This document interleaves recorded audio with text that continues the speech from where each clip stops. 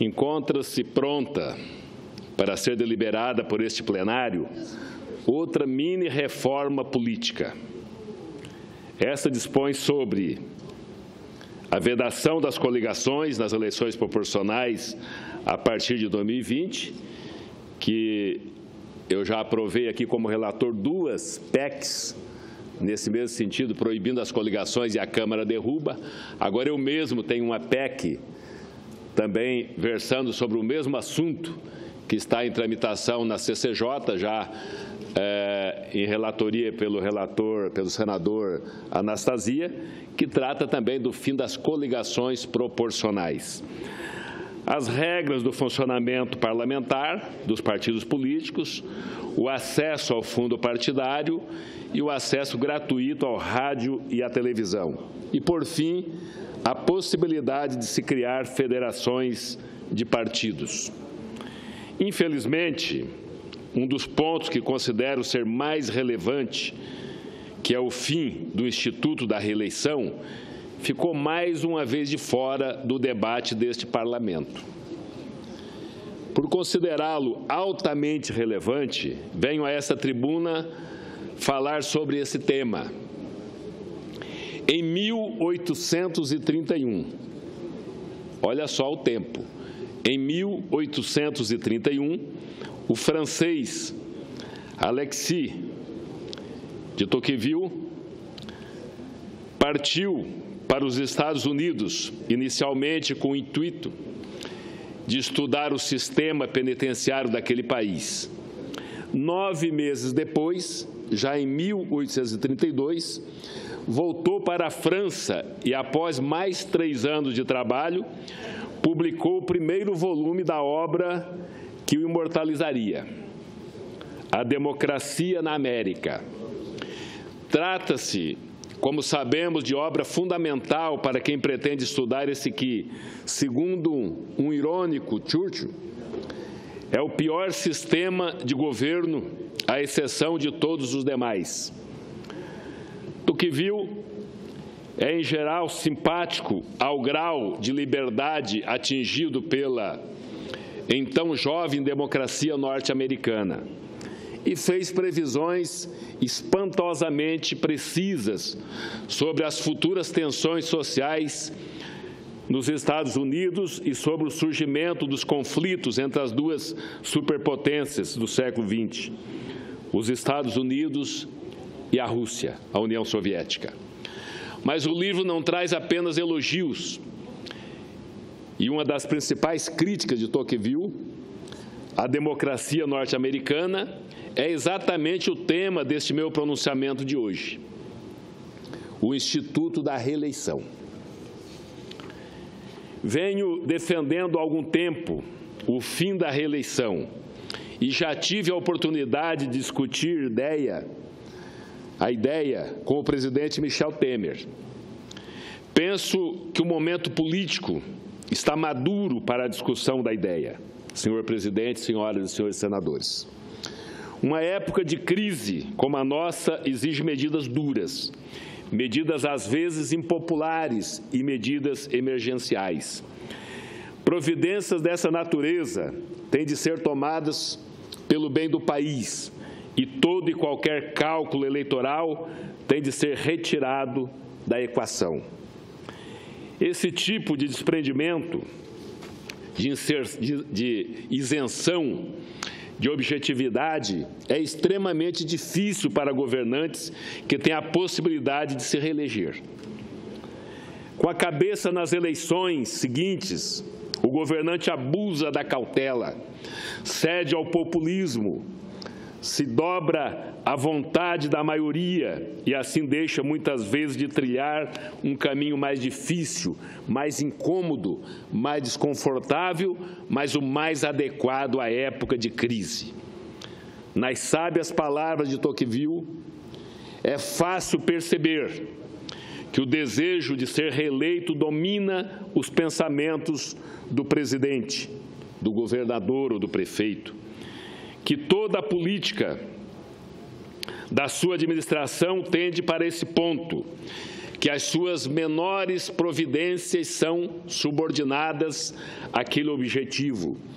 Sobretudo que, à medida que se aproxima o momento da crise, o interesse individual substitui-se no seu espírito ao interesse geral. O Instituto da Reeleição, além do mais, introduz no pleito um desequilíbrio injusto entre os candidatos.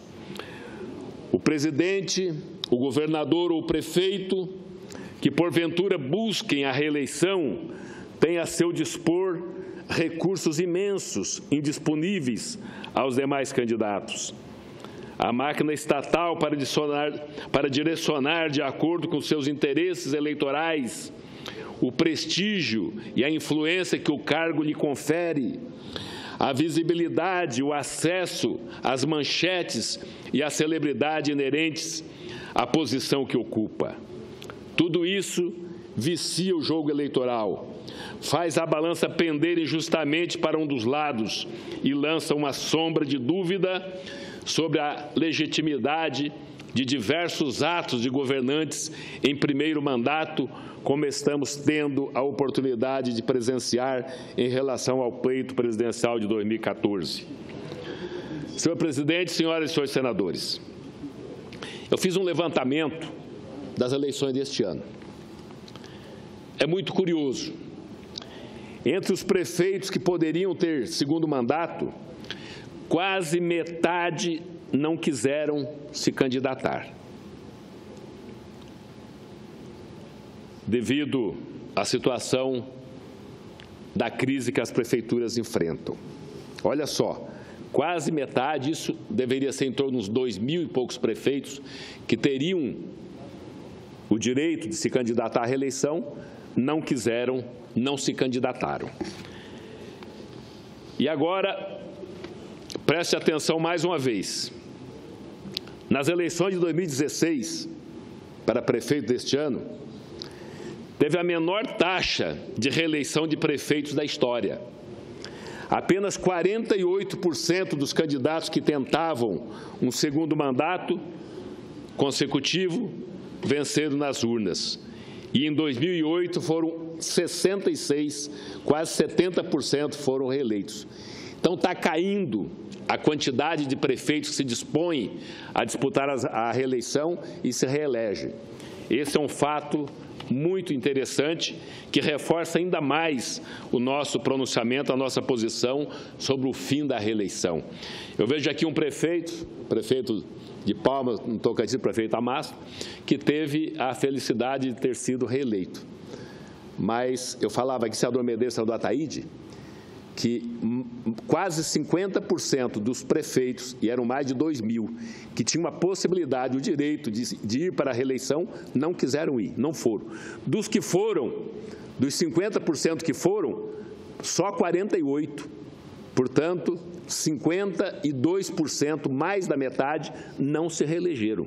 Gastaram, tiveram desgaste, talvez sacrificaram até o seu município, a sua gestão, a sua administração, como eu falava aqui, que é comum para quem vai para uma reeleição, e acabaram não se reelegendo. 52% dos 2.000.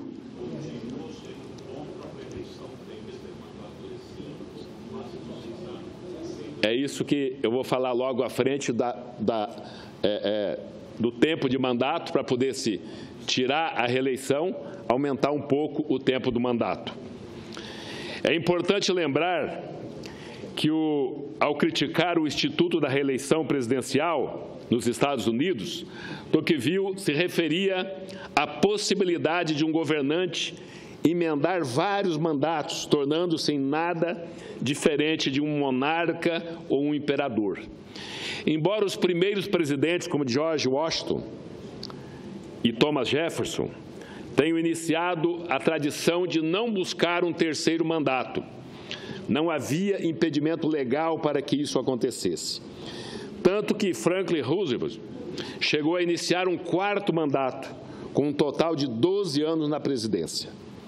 Só em 1951, com a ratificação da 22ª emenda à Constituição, os Estados Unidos estabeleceram que nenhuma pessoa ou nenhum candidato pode ser eleito ao cargo mais do que 2 vezes. É o que vem acontecendo agora nos Estados Unidos. A nossa emenda de reeleição, a PEC, a emenda constitucional número 16, de 4 de junho de 1997, já nasceu com essa limitação. Apesar disso, os últimos anos têm nos mostrado que a experiência não foi positiva.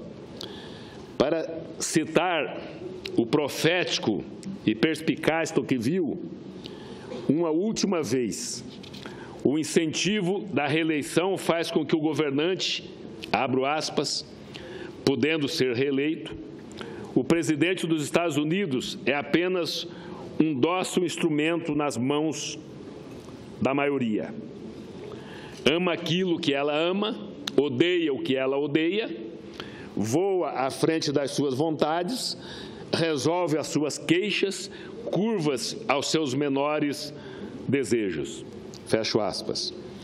É, portanto, para minimizar injustiças nos pleitos, para incentivar mais efetividade e mais realismo nas políticas públicas e nos gastos governamentais, para combater o populismo e o estelionato eleitoral, é para isso que defendemos o fim da reeleição no Brasil.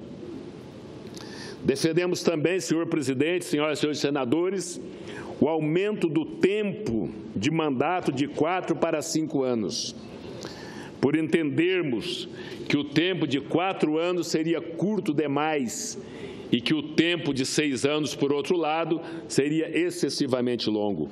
Uma das questões que tem dificultado esse ajuste no fim da reeleição é esse ajuste dos mandatos, o tempo dos mandatos dos prefeitos, dos vereadores, dos deputados federais, dos senadores, e o problema reside mais aqui, senador Lindbergh, que preside esse momento de sessão, aqui no Senado, por causa do mandato de 8 anos. Está sendo difícil compatibilizar o fim da reeleição de 4 para 5 anos, porque não compatibilizaria esse período de eleição dos senadores. E eu até já fiz uma proposta, e não tenho medo de falar novamente, se precisar derrubar por um período ou até para sempre o mandato de senador para 4 anos, não teria problema nenhum. De minha parte, não teria nenhum problema. Eu vou possivelmente, irei para a reeleição em 2018, e não teria nenhum problema se reduzisse por um período ou até definitivamente o mandato de senador para 4 anos. 5 anos nos parece ser um prazo ótimo para o exercício dos mandatos de prefeitos, governadores e presidentes da República. E é esse prazo que temos defendido, junto com o fim da reeleição para os cargos no Poder Executivo. Eu falava diminuir o mandato de senador de 8 para 4, mas não seria para 5. Se ficasse todo mundo 5 anos, presidente da República, governadores, prefeitos, vereadores, deputados estaduais, deputados federais e senadores da República.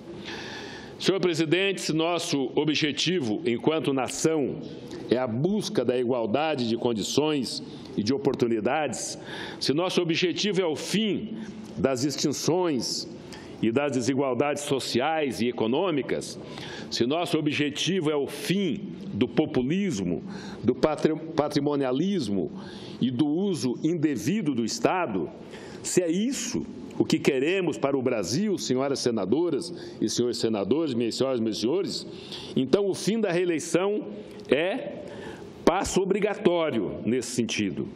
Que aproveitemos a oportunidade que a crise política atual nos oferece para empreendermos uma reforma profunda das nossas instituições.